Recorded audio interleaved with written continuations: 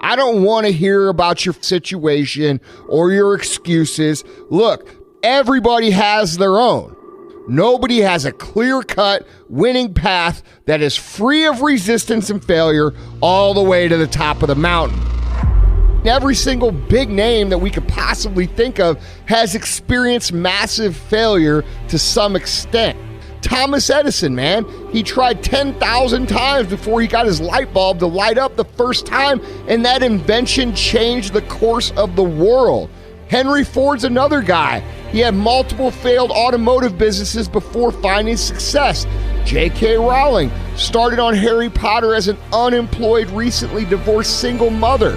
None of these stories experienced success the minute they decided to try to do something. But instead of what most people do and quit, they kept at it. Assuming you're going to go out there and kill it on your first try, guys, is an arrogant thought. It's extremely naive. You have to look at failures as unavoidable. They're part of the process. That's just the way it is. They're gonna happen, and they're gonna happen to you. They're gonna happen to your loved ones. They're gonna happen to your kids, and they're gonna happen a lot. All you have to do is figure out why it happened and avoid that pothole the next time you walk by it. Failure is not an option, all right? It's not a button. It's not a label. It does not exist. Look, if you've been doing 10 things and ain't working, do 11. What's gonna happen if you quit? Like, you're not 100% sure what could happen if you keep going. Like, you're not 100% sure if you give it one more crack at it, if you give it one more chance. Like, you're not 100% sure what's gonna happen. It's like a 50-50 chance. It could be 70-25, 90-10, I'm not sure. But I know 100% of the time when you quit, when you fail, when you give up, I know what that looks like. So whatever you do, man, don't give up. What you can do is bounce back.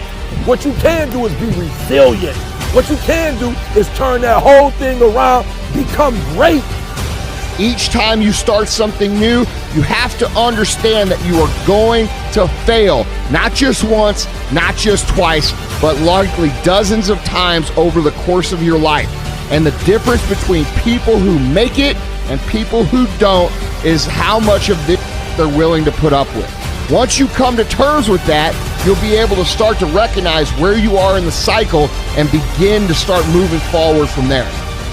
You've got to view failure as part of the equation. It is part of the success equation.